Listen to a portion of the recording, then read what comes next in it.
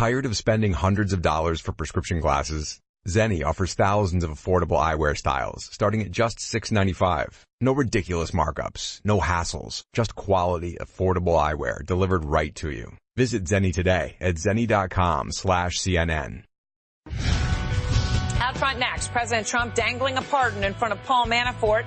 Is the president at risk of truly obstructing justice? And the man who's becoming a central player in Bob Mueller's investigation, who is Jerome Corsi? And is he the link between the Trump campaign and Russian-backed WikiLeaks? Plus, the Trump administration accused of turning a blind eye to U.S. intelligence, sparking a bipartisan revolt and major rebuke from the Senate today. Let's go out front. Good evening. I'm Erin Burnett. Out front tonight, obstruction of justice. President Trump may be dangerously close to obstruction as he dangles a pardon for Paul Manafort, telling the New York Post today, quote, "I wouldn't take it off the table." Why would I take it off the table? It's a big thing to say that a pardon is on the table, to say it explicitly as the President of the United States has just done. Paul Manafort tonight is in solitary confinement, convicted on 8 counts, most of them for fraud, charged with hiding $60 million in income. And Bob Mueller says Manafort is still lying to him again and again and again, even after Manafort promised to cooperate with the special counsel. So Trump's talk of a pardon so openly is raising a serious legal threat. The president should understand that even dangling a pardon in front of a witness like Manafort is dangerously close to obstruction of justice, and would just fortify a claim or a charge of obstruction of justice against the president. Let's be clear. Obstruction of justice could be an impeachable offense. And the man you just heard is likely to be the next chairman of the Judiciary Committee. So that's the man who would lead impeachment proceedings against President Trump. Those words matter. As for Trump, he continued today not only to dangle a pardon for Manafort explicitly to the New York Post, but essentially to justify it by comparing Bob Mueller to Joseph McCarthy. The president today tweeting, quote, "At least 3 major players are intimating that the angry Mueller gang of Dems is viciously telling witnesses to lie about facts and they will get relief. This is our Joseph McCarthy era." Keep in mind, of course, as we've said again and again, Bob Mueller himself is a Republican, lauded by both Democrats and Republicans. Let's go to Evan Perez out front live in Washington to begin our coverage. And Evan, this is not the first time we've heard Trump address a Manafort pardon, but this is very, very direct, right? Why would I take it off the table on the same week that we're hearing that Manafort, according to Mueller, is lying? That's right, Aaron. It's almost like the president is trying to telegraph something to not only to Paul Manafort, but also to some of the other characters who we know have been before the Mueller investigators and are still essentially part of this investigation. But look, the president has had multiple meetings with his lawyers, and they've counseled him not to say these things about pardons simply because you don't want to add any more evidence, any more information to Bob Mueller's investigation that goes towards the question of obstruction of justice. It's the very question, the very thing that you just raised in your intro is why his lawyers keep telling him, don't say this stuff. But he keeps coming back to it. And look, the issue is that the president's power to pardon is absolute, right? It's in the Constitution. He has this ability. So it's really not necessary for him to do this. But I think part of the issue here is that it goes beyond the Mueller investigation. As you pointed out, this is also a political problem for the president because it does raise the question of whether or not this goes to what people will try to use to try to impeach him. Again, that's something that the president seems to be willing to go to simply because he thinks that it's a political battle that he can win. All right, Evan, thank you. And Evan's going to stay with us. I want to go now to the former chief of the organized crime section at the Department of Justice, James Trusty. Knows a lot about this. Also a longtime friend of the Deputy Attorney General, Rod Rosenstein. Also with me, former Obama White House ethics czar and former Ambassador Norm Eisen. Okay. Thanks to both of you. You both know this issue really well. This could be a crucial turning point for the president, right? So directly tonight, I wouldn't take it off the table. Why would I take it off the table? You heard the incoming Judiciary Committee chairman says that this is dangling a pardon and dangerously close to obstruction, which is an impeachable offense. Norm, you think this shows corrupt intent. Why?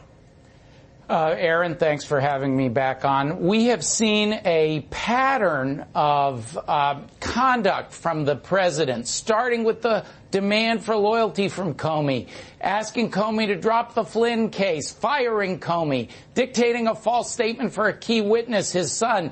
Now this pardon dangle. Any one of these by themselves, you might say, oh, it could go either way. But now there's almost 2 years of it, and I think it is taken together. It is very substantial evidence of what you look for in obstruction. Interference with an investigation with corrupt intent, with some improper purpose. So we'll leave it to Bob Mueller to say in the final analysis what the weight of the evidence is. But I believe that if this were anybody other than the President of the United States, he would have been indicted for obstruction long ago. Indicted for obstruction long ago. What do you say, James? Yeah, I guess I'm not quite drinking that Kool-Aid. I mean, look, I think we all take the presidential tweets as gospel at our own risk. He tends to be very quick to say all sorts of things, sometimes perfectly consistent, sometimes not.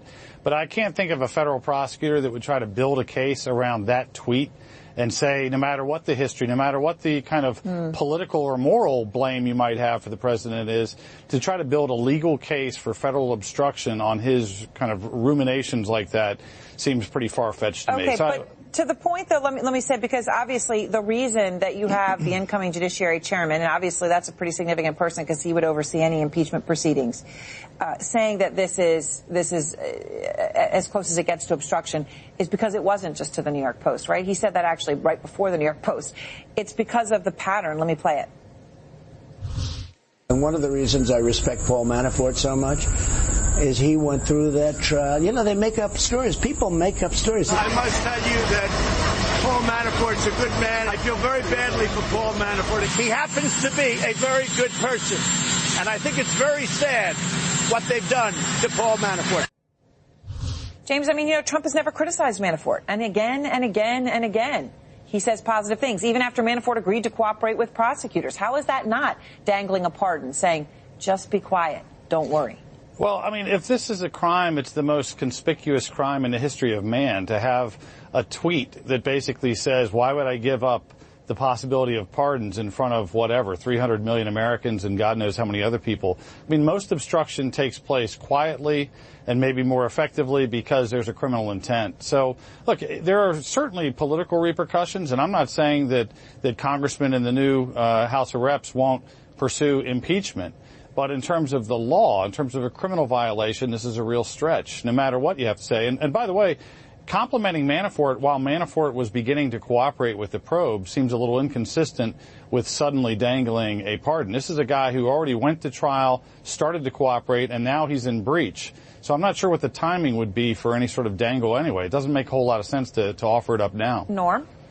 Well, if this were just one comment to the New York Post, if it were just tweets, if it were just words, if it were just even, Aaron, the series of clips you played, but it's actions. He did fire Comey. He has again and again manifested an intention and actions to interfere with this investigation. He did dictate a false statement for his son, a key witness. And it's that larger pattern. These are more tiles in the mosaic. We'll find out. But I think that the fact that Bob Mueller has invested so much time and energy in looking at the obstruction question tells you that it's serious. There are a series of cases in the federal court, the Sintolo case, the Siafi case, many cases where far less interference than this by those who had a legal duty but abused their legal duty for an improper purpose were prosecuted for obstruction. And I think there's very powerful evidence here. So, James, let me ask you, because obviously the New York Times has reported, right, Manafort's legal team has been briefing Trump's team on their interactions with Mueller. As a regular citizen, that sounds really strange to me. My understanding is that can happen, but it is incredibly unusual for it to be happening now, as they report it still is, which is after Manafort was supposedly cooperating with a special counsel, to still be cooperating and sharing information with Team Trump. Why do you think they're doing that? And do you see that actually as a positive? Like, hey, if they're going to be communicating a pardon, they'd do it that way. The president wouldn't need to communicate it via the airwaves. Well, I don't know that, I can't say that I know specifically why they would continue to work within a joint defense agreement. I mean, most joint defense agreements contemplate that if your client suddenly has an adverse interest to the rest of the team, to which you're essentially extending attorney-client privilege, that you withdraw from that agreement. So, yeah, normally you'd expect if somebody starts to cooperate that they withdraw from that agreement and they're never part of the team again. Here, maybe because it's so conspicuous, because everything is so public, including the filings that have been filed and will come, it might be something where they feel they can still communicate. That part's unusual, but again, I don't know that I can put anything particularly sinister about the fact that the attorneys are in touch. I just want to, some things, news here just coming in, as this interview that the president gave the Post is coming out. Obviously I showed you the tweet, right, where he compared Mueller to McCarthy. And earlier today he had retweeted an image which shows Rod Rosenstein, the Deputy Attorney General, who appointed Mueller, among others, behind bars, right? So he put Rod Rosenstein, as Deputy Attorney General, behind bars. It is now coming out that in his interview with the New York Post, they asked why. Why do you think Rod Rosenstein belongs behind bars? Trump replied, quote, he should never have picked a special counsel. He declined to comment on whether he's planning on firing Rosenstein. Norm. Well, Rod Rosenstein is one of the finest public servants that our justice system has ever seen. I've known him for a quarter of a century, and he may be exceeded in that capacity only by Bob Mueller. They're two outstanding men, both rock-ribbed Republicans, and I think it's just terrible that the president, apart from the legal issues, which are profound, Aaron, it's atrocious that we have a president of the United States who threatens criminal prosecution against his adversaries for doing what? Following the law. It was not a close question to appoint a special counsel. It was required under the law, like the Sessions recusal was required. So you have a president here who's run amok. He's off the rails. No wonder he's a named subject in an obstruction of justice investigation. James, you know Rod Rosenstein. What do you make of this? The president saying he should never have picked a special counsel, declining to comment on his firing. Certainly, obviously sounds like he wants everyone to go there and think that. I mean, it couldn't be more clear. That doesn't concern you? Well, not a whole lot. I mean, the reason is a couple of things. One is, Rod's professional death watch has been going on for about a year and a half. There's been literally parades of media watching him go to lunch thinking he's about to turn in his resignation, and it hasn't happened. And so whatever we think about the daily barrage of tweets and retweets, at some point, I think the president actually respects the job that Rod Rosenstein and Bob Mueller are capable of doing. There's a whole lot of unknowns that none of us have, including whether they're emphasizing obstruction of justice or other things in their investigation. So, look, I don't like seeing a barrage of tweets. I guess we can all agree, though, retweeting an image of him behind bars and saying that he should never have done perhaps the most crucial thing in his career is hardly showing respect. Oh, I totally agree. But I think, again, it goes back to the fact that when I think there's a devilish side of President Trump that really enjoys having everybody hot and bothered about everything he says. I'm not sure that he views these comments as gospel. I think he throws them out sometimes in frustration, sometimes to just get attention.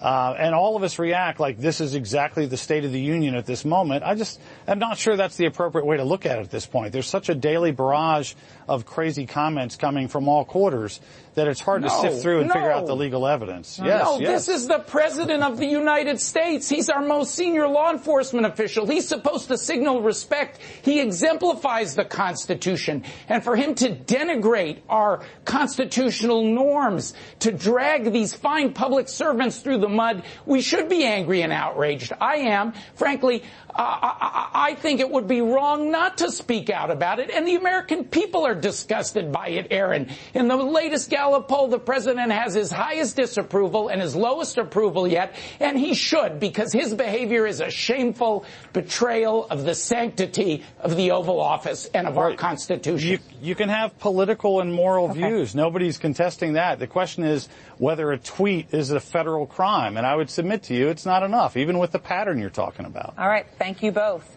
And next, we are learning this hour that President Trump has answered two key questions from the special counsel. There's a big caveat in there of what he's saying. Now, what happened to this guy? I have one of the great memories of all time. Yeah, having some memory issues now. Plus outrage on Capitol Hill after the Trump administration dismisses the finding from the CIA. There is no direct reporting connecting the Crown Prince to the orders and murders of Khashoggi. And Ivanka Trump says lock her up doesn't apply to her and her use of personal email for official business of the United States. Does that add up? Tired of spending hundreds of dollars for prescription glasses? Our friends at Zenni Optical offer a huge variety of high-quality, stylish frames and state-of-the-art optics starting at just $6.95. You can get multiple frames with this great pricing for less than one pair elsewhere. Start building your eyewear wardrobe from the comfort of your own home at Zenni.com. With the latest trends in eyewear available in hundreds of frame styles and materials, there isn't a better way to change it up for every season. Plus, Zenni offers prescription sunglasses at incredible prices. Visit Zenni today at Zenni.com/CNN. That's ZENNI.com/CNN.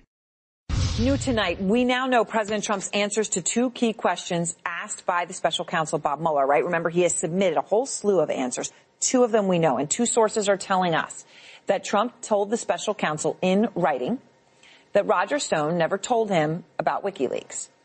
Now, of course, we know Mueller's team has been investigating whether Stone knew about the dumps of hacked emails from the DNC and Clinton campaign chairman John Podesta.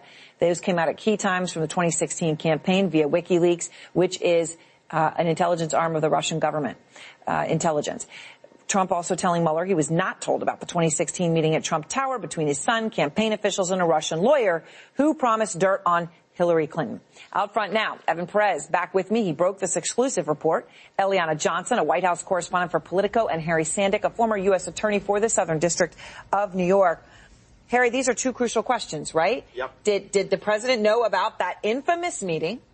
And what did he know about WikiLeaks and what the Russians, as we know, are intelligence arm of the Russian government, according to the U.S., is behind that? What does that tell you?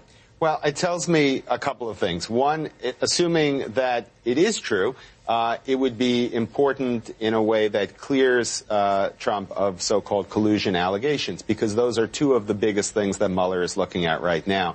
But it also is interesting because on both legs of this, the Trump Tower meeting that Manafort attended and the WikiLeaks piece that Roger Stone and Jerome Corsi have information about, there have been significant public reports talked about on this show and elsewhere that essentially the witnesses who Mueller would need to prove that Trump is lying either aren't cooperating or are lying themselves. And Eliana, the president answering these questions, but in whatever way, I mean, because from what I understand from talking to people who have been questioned by the special counsel knew the answers to all the questions before they asked. So if the president's going to assume that, and perhaps the answers are not ones that he wants them to have, he would say, well, the best of my recollection, which may give him an out. The problem is, we understand he put that in the questions, the best of my recollection. I'm not 100% sure, right? Except for this is what he has said before about his memory. I have one of the great memories of all time. People know me for my memory. I have a very good memory. I have a good memory, like a great memory. So now Eliana is saying, well, I don't really remember if I knew about that meeting. I don't really remember what I knew about WikiLeaks, but to the best of my recollection, nah. That will certainly be cited by news reporters when we get a fuller view of what these answers were. But that almost certainly, to the best of my recollection line in his answers was put there by the good lawyers that the president has who are protecting him from the legal ramifications of lying to the special counsel. They don't want to put the president in a position where if he is not telling the truth in these answers, he could potentially perjure himself and expose himself legally. So this surely was on the advice of lawyers who are saying, in the event that Robert Mueller knows otherwise, you need to leave yourself an out here. And that explains that phrase in his answers. Which is like the whole sadness of the whole thing, basically, because it's in the event Robert Mueller knows you're lying, let's put a cover in there. I mean, Evan, this is your reporting about what these answers were. So let's talk about one of these questions, right, where he says, I didn't know anything about that infamous meeting, right? So we know on June 6th, 2016, Donald Trump Jr. is trying to set up the meeting, where he's like, bring it on, bring on the dirt. I love it, right? Well, he called a blocked number twice. One of those calls 4 minutes. A second one 11 minutes long later that day. And then 2 hours after the meeting on June 9th, Trump Jr. places another call to a blocked number. So how important are these blocked numbers, Evan, to this whole investigation? For example, Donald Trump had a blocked number. Right. It's actually one of the tantalizing things, Aaron, that has never been answered, has never been clarified, certainly in public testimony. And certainly nobody says that they know what it is. Donald Trump Jr.'s attorneys say he doesn't remember who he called, and the president's lawyers seem to not have any idea of what this is. But I can tell you this. If there is someone who knows, it would be Robert Mueller and his investigators, because the intelligence agencies, the NSA, they have a way to be able to get to information like that, even if it's blocked. So if there's anybody who might have an answer to that, it would be Robert Mueller's team. And so we don't know, obviously, what that answer is, but I certainly think that by the end of all of this investigation, we might yet find out who he called. So, Harry, let's talk about that. So, as Evan's saying, blocked to us, but not to Bob Mueller. So let's just say that call was to Donald Trump Sr., right? Donald Trump Jr. has testified in front of a committee, right? That I don't know whose number that was, and his father saying, I don't remember it. I mean, okay. If they can prove that it was from son to father, and that means you've got these two calls right as the meeting's being planned, you've got the call right afterwards. What does that do? Because I would imagine one thing they cannot get is an actual transcription of what was said on those calls. So it's damning, but still circumstantial, yes? I think that's right. I mean, you could try to show that the father and son are both lying, that they in fact do remember the call, remember what was said, and that they're saying, I don't remember, is itself false. But it's hard to prove that without some sort of corroboration. You would want to see maybe were there emails right after the call saying, I just spoke to Dad, big news or something like that. Absent something like that, it's hard for me to see a strong obstruction of justice or false statements case coming out of this. We really also see the limitations of the written questions. If somebody were to have said that to me and I was a prosecutor, or even in a civil case, I would have documents to show them to say, okay, you say you don't remember. I'd like to try to refresh your recollection. You can't do that in written questions. And Evan, so you have this one, that one, which, it would seem when they can prove the block number would be damning, and yet perhaps not. You also are reporting on Roger Stone and WikiLeaks. Trump's answer there, I didn't know about it. And of course, Roger Stone himself has said he didn't know WikiLeaks. He didn't discuss it with Trump, and he said he didn't know it was related to Russia. But we all know President Trump has made public statements about WikiLeaks right around the time that those emails were coming out from WikiLeaks. What does all that add up to you there? Can he weasel out of that in a question, or is there possibly a smoking gun that Mueller has? To me, it doesn't seem like a smoking gun, and I think that's, I think that's the genius of the Trump lawyers stringing this out over 11 months, right? Keep in mind, Mueller asked to sit down with the president, to have a sit down with the president and have an interview back in January of this year. Here we are, we're almost to December, and we're still just talking about the written answers that were provided. And so they have managed, at this point, to not have the president sit down with Robert Mueller's investigators, and that's a huge victory, because it means that the president has been shielded, has been protected really from having to do exactly what you're talking about, which is to do follow-up answers, right? Follow-up questions that may have gotten him in trouble, because we do know the president, one of the things that once you let him talk, he kind of does get himself into trouble. So I think the lawyers have done an amazing job to protect this president. And Eliana, do they feel that they have succeeded, that he is in the clear from any possible perjury? I think they've protected him in these written answers thus far, but you can tell, I think, in the president's tweets, he's often very transparent about what's on his mind, and I think it's absolutely clear. The president is tweeting about Robert Mueller and excoriating him on a daily basis, if not more than that, and though his lawyers have done a good job of protecting him in this case, the president is still feeling a tremendous amount of anxiety about this probe. It is on the forefront of his mind, and in that sense, it does, I think, make those of us covering the White House wonder whether there's something that we still don't know about here, because the president is certainly feeling the heat of this as Mueller and his team look toward closing their investigation and issuing a report. All right. Thank you very much. Appreciate all of your time. And next, a closed-door briefing on the murder of the Washington Post columnist, backfiring on the White House. Republicans in droves voting against President Trump. I changed my mind because I'm pissed. Plus, why President Trump is now predicting he's going to be robbed of the Nobel Peace Prize. I'm Mackenzie Atwood, and the Steven Universe podcast is all about Lars, with storyboard artist Lamar Abrams and Matthew Moy, the voice of Lars. If Lars was to sing, this is what I think it would be. I think it would be this like intergalactic rock song with this like funky EDM bass. And it would be totally cosmic, and it would be a rock ballad to Sadie. Subscribe to the Steven Universe podcast for free at Apple Podcasts, Spotify, or your favorite podcast app. Tonight, the Senate defies President Trump, voting overwhelmingly against White House policy on Saudi Arabia. The vote was 63-37, and it was to yank American support for Saudi forces in Yemen. The reason? Bipartisan anger at President Trump for backing Saudi Arabia and not his own CIA assessment about the Crown Prince's involvement in the murder of Jamal Khashoggi. Here's Senator Lindsey Graham, the Republican, on why he joined 14 other senators in flipping their votes on Saudi Arabia against the president. I changed my mind because I'm pissed. The way the administration's handled the Saudi Arabia event is just not acceptable. The briefing today did not help me at all better understand the role that MBS played in the killing of Mr. Khashoggi. That is the crucial question. And the briefing he's referring to was today. The entire Senate briefed on the brutal murder and dismemberment of the Washington Post journalist and American resident Jamal Khashoggi. The CIA Director Gina Haspel, who has seen all the evidence and whose agency concluded that the Saudi Crown Prince personally directed the murder, was not there. She did not brief senators. Instead, the president sent Defense Secretary Jim Mattis and Secretary of State Mike Pompeo. And Pompeo, after writing an op-ed, here's a printout, which refers to, quote, Capitol Hill caterwauling and media pylons, and continues to say that no matter what, quote, degrading U.S.-Saudi ties would be a grave mistake, went today to parrot the president's refusal to believe America's intelligence community's conclusion.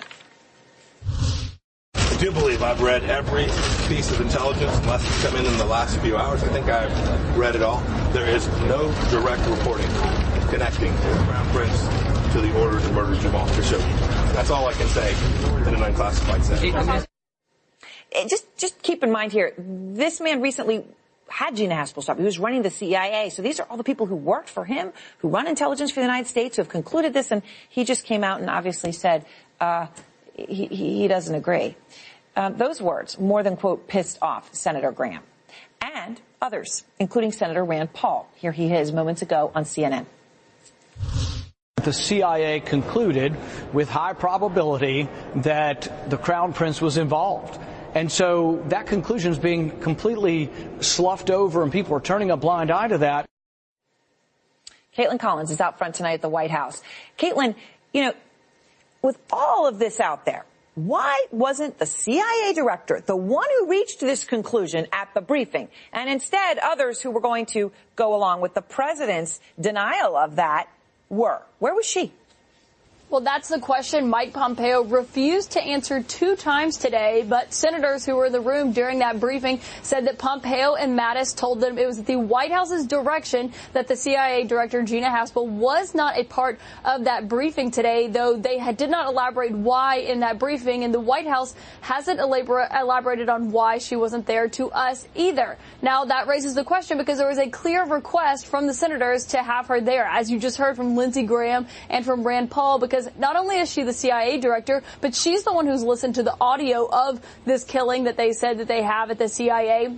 And she's the one who traveled to Turkey in the wake of Jamal Khashoggi's death to do some investigation. So that is why they wanted her there today. But when Mike Pompeo was asked, why isn't the CIA director here briefing us with you, he kind of smirked and said, well, I was asked to be here, and then he repeated that line again, but he did not go any further than that. Of course, as you just showed, he is downplaying his own former intelligence agency's assessment that it was the Crown Prince who ordered the killing of Jamal Khashoggi, which is stunning given that Mike Pompeo used to run the CIA not that long ago.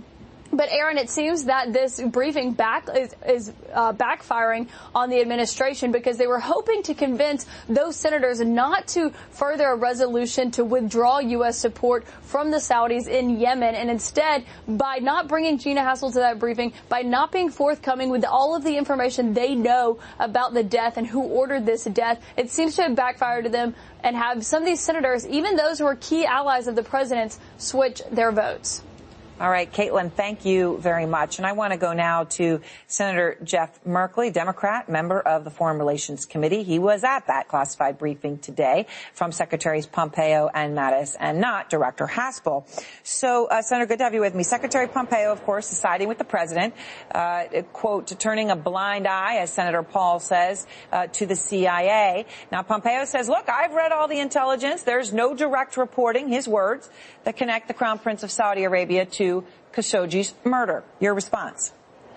Well, the emphasis he put in that sentence was on the word direct. He's saying we don't have the smoking gun. But if you were to push him, I suspect he would say that he's not disputing the CIA report or a conclusion. He's not disputing that there's massive amounts of indirect evidence in terms of the family members of the Crown Prince and the associates, the bodyguards, other members of the team closely related, not disputing the notion that this type of action would never happen without the Crown Prince's approval. So it's a choice. It's a choice to ignore it. And what do you make, though, of the fact that Secretary Pompeo, who ran the CIA, who should have utmost respect for it, who you are saying actually would, if pushed, agree with the CIA, is publicly actually sounding like he's doing the opposite? He sounds a lot like his boss, who says, quote, I'm standing with Saudi Arabia. It is exactly what he's doing. He's saying that because Saudi Arabia is a stabilizing force and helps us on a number of our projects in the world, we're going to ignore the fact that they murdered a U.S. resident. That's what he's saying.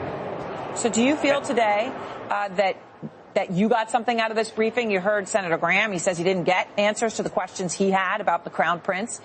Do you feel the Trump administration was forthright and honest and put what they had on the table today? What I came away with was that the president really wants to maintain this relationship because, as he said, they buy our stuff, they buy our arms, and that Pompeo comes at it from the direction of, I want this relationship because they help us on other things. But both of them, therefore, saying, we're going to just ignore the fact they murdered a U.S. resident. And it so weakens our leadership in the world to say you can murder one of our American residents and we will not protest. We will not make an issue of it. We will just say, well, that we have economic interests, so we'll ignore it. That is such a downgrading of the U.S. role in the world to fight for human rights and key principles that are so important. So the president, you heard this mention of a tape, right? And the president says there is a tape that captured part of the murder. The defense secretary says the United States does not have the tape. And it's a contradiction that certainly from what these two men have said on tape does not get more stark than this. We do not have the tapes. We do not have the tapes. At least I'm not aware that we do. We have the tape. I don't want to hear the tape.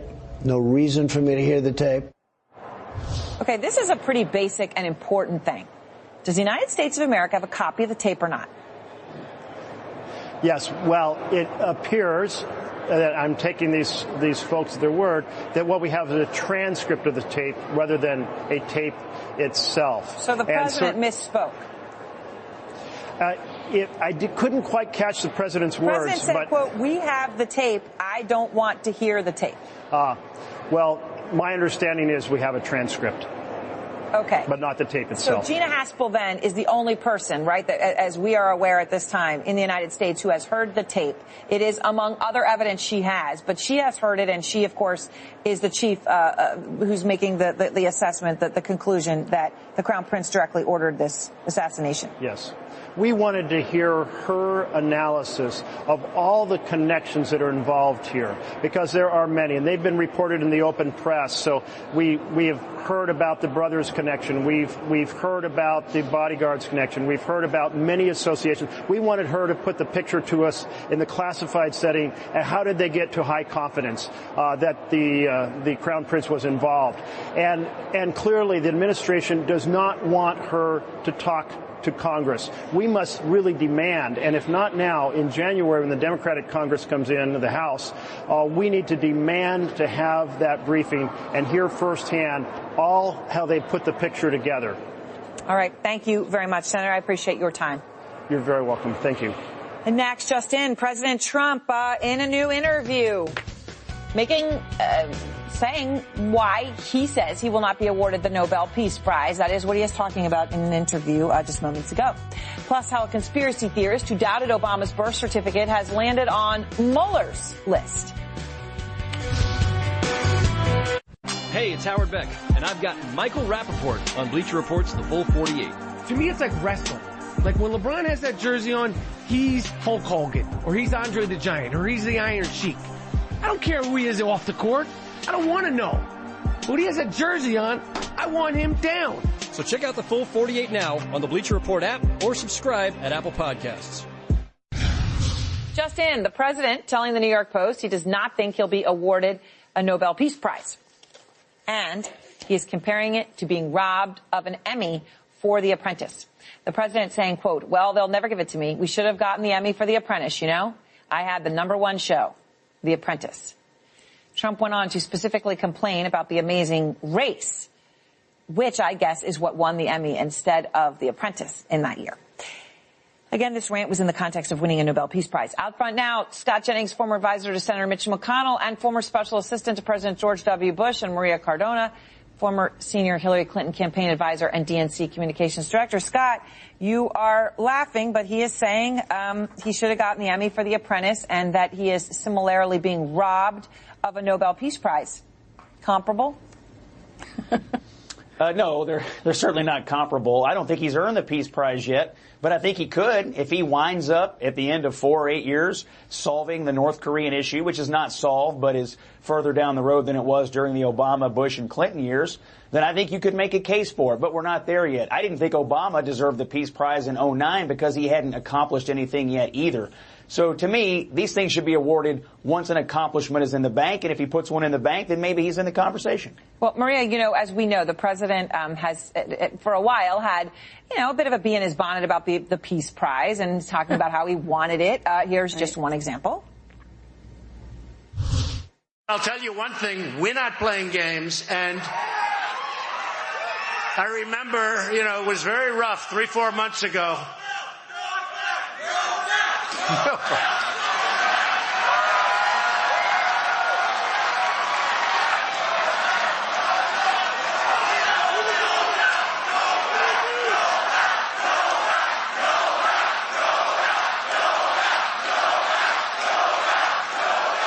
That's very nice, thank you. That's very nice. Nobel. I just want to get the job done. Maria, he let that play out, as did we. He enjoyed basking in that, but he does care about this. Well, sure, Aaron, he cares about it, but not necessarily because he cares about the country and what actual actions that would deserve a Nobel Peace Prize would mean for the country. He cares about it because that is how narcissistic he is. It's all about him. It's all about what he thinks he deserves. It's all about what he thinks he can win. And no, I don't think he's going to get the Nobel Peace Prize because I agree with Scott. He hasn't done anything to deserve it. And I don't think until the proof is in the pudding that he will actually do something to deserve it. In fact, I think what he has done is completely the opposite of making us more safe. Just to make this point, though, about this Emmy issue, on October 20th, 2016, so more than 2 years ago, Scott, at a debate between Trump and Clinton, Clinton said there was even a time when he didn't get an Emmy for his TV program 3 years in a row, and he started tweeting the Emmys were rigged against him, right? This has come up before. Trump interjects, should have gotten it, and everybody laughs. Clinton, though, says this is a mindset, this is how Donald thinks, and it's funny, but it's also really troubling. Yeah. Scott, is it really troubling? I mean, he's still obsessing, even now, in an interview with the New York Post about not getting an Emmy. And now we're talking about, what, 5 years ago? He's still obsessing about it. Never mind the comparison to the Nobel. Look, people with big egos at this level of politics and entertainment in our culture, they are proud of their work. I mean, Hillary Clinton criticizing someone for having a big ego, essentially, in this case. I mean, give me a break. I mean, he thought the show was great. He thought he got robbed. It's one of the most famous things he's known for. So I understand. I mean, I wouldn't dwell on it, but, you know, he's proud of it, and he's disappointed that he didn't win an award. I don't know. All right, I want to ask about one other thing. I think people at this level get disappointed about things. This evening, Maria, Ivanka Trump defending her use of private email. This is the first time breaking her silence on ABC. Here she is. Email How much time, Andrew, out of this? Not only to her, but to the entire nation as a... Okay, so what she said, sorry, Maria, I ran the wrong one. My emails have not been deleted, nor was there anything of substance, nothing confidential that was within them. So there's no connection between the two things, referring to herself and Hillary Clinton. What do you think? We should take her at her word?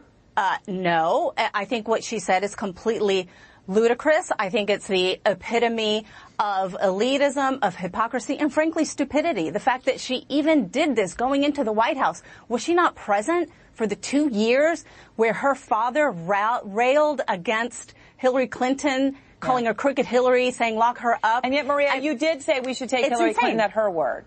Well, but here's the thing. Hillary Clinton actually, and a lot of people who are around here, who are around her, she apologized for it. It took some time, but she apologized for it and acknowledged that it wasn't the smartest thing to do. And the people around her did the same thing. Do we think that it was completely blown out of proportion? Of course it was, which is why now there really is no difference between what Hillary Clinton did and what Ivanka did. She says that none of her emails were deleted. Her lawyer was the one who chose which ones were supposed to be turned over. It's the same thing that Hillary did. So until the FBI does an investigation about her emails, we're never going to really know what happened there. Scott, doesn't Maria have a point? I mean, it's really impossible for someone with the name Trump to say, just take me at my word on emails, isn't it?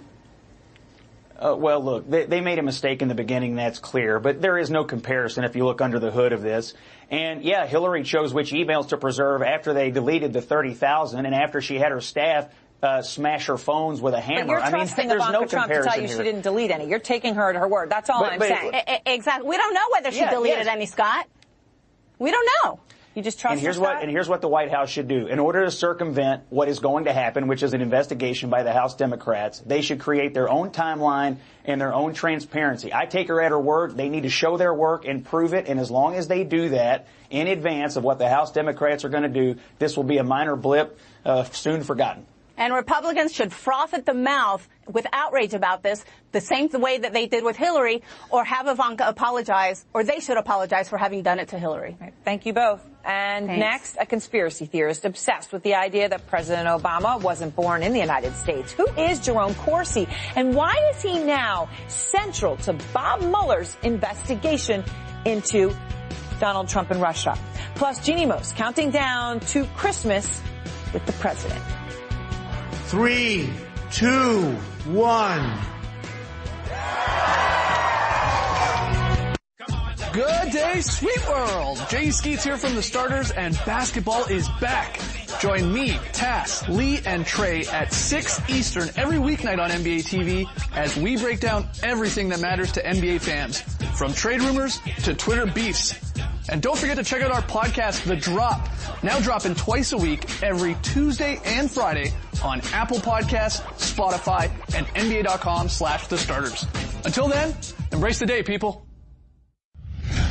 Tonight, President Trump praising 3 men whom he claims are all being asked to lie by the special counsel. Telling the New York Post in an interview, quote, I have 3 people, Manafort, Corsi. I don't know Corsi, but he refuses to say what they demanded. Manafort, Corsi, and Roger Stone. It's actually very brave. Well, Corsi is Jerome Corsi. He is a close associate of Roger Stone. He is now front and center in the Mueller probe. And wow, does he have a story you're going to want to hear. Sarah Murray is out front.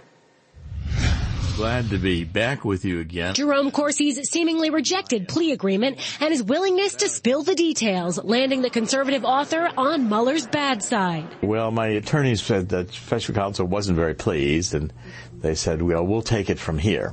Draft court filings, which Corsi said he received from Mueller's team in plea discussions, shed light on how a right-wing conspiracy theorist landed at the center of Mueller's investigation into whether there was a connection between WikiLeaks and President Trump's inner circle.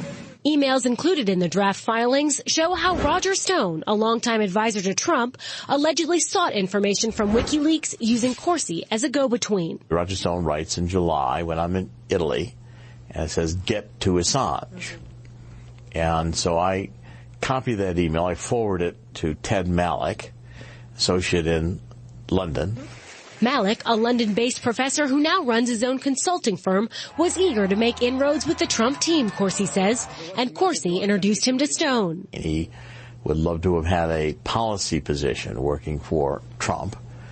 And Roger basically was saying, if you want something from me, why don't you do something from us, and I can show Mr. Trump how you can be important to us. A few days after Stone emailed Corsi to get to Assange, Stone sent another email to Corsi, this time encouraging him to have Malloch visit Assange. Earlier this year, Malloch was questioned by investigators at Boston's Logan Airport.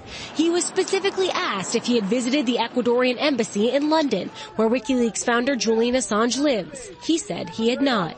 As for Corsi, he followed up with Stone in early August 2016, writing, word is friend in embassy plans 2 more dumps. One shortly after I'm back, second in October. Impact planned to be very damaging, before referencing Clinton campaign chairman John Podesta and the Clinton Foundation. Corsi insists he was never actually in touch with Assange, even though his email came months before WikiLeaks began releasing Podesta's emails. Another eccentric character in Mueller's probe, Corsi has a PhD from Harvard, a background in finance, and a penchant for spreading conspiracy theories, casting doubt on John Kerry's Vietnam War service, and even writing a book about Hitler secretly surviving the fall of Nazi Germany. He and Trump were both particularly enthralled with the racially charged and inaccurate theory that President Obama wasn't born in the U.S. For a few years, I about lived in the Plaza Hotel.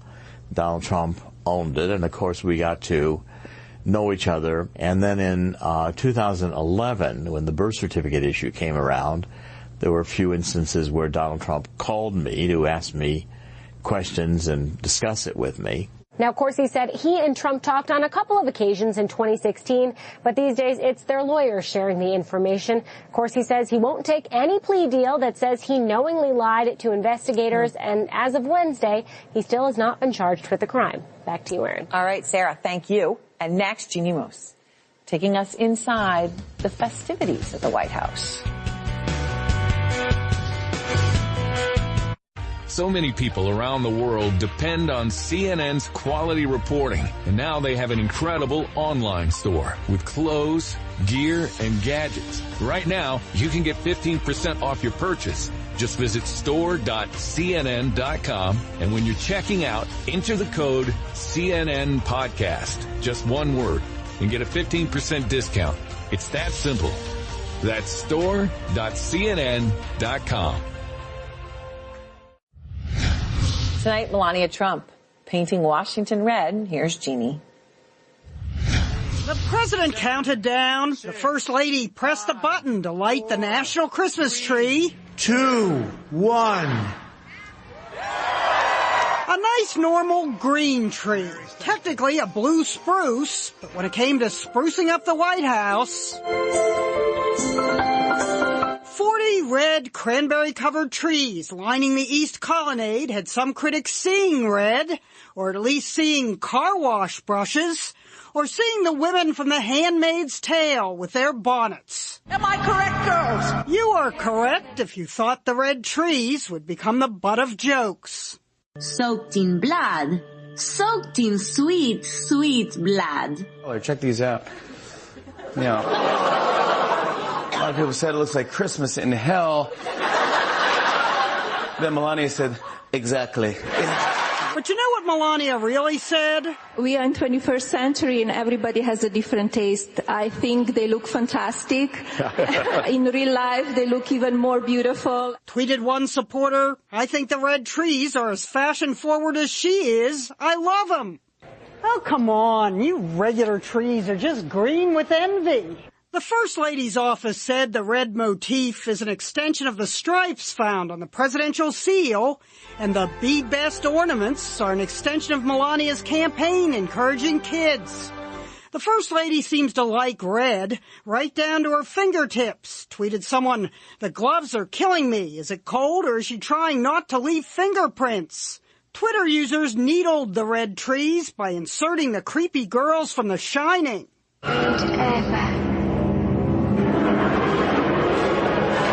But unlike The Shining, when you peek out through your fingers, the red trees are still there.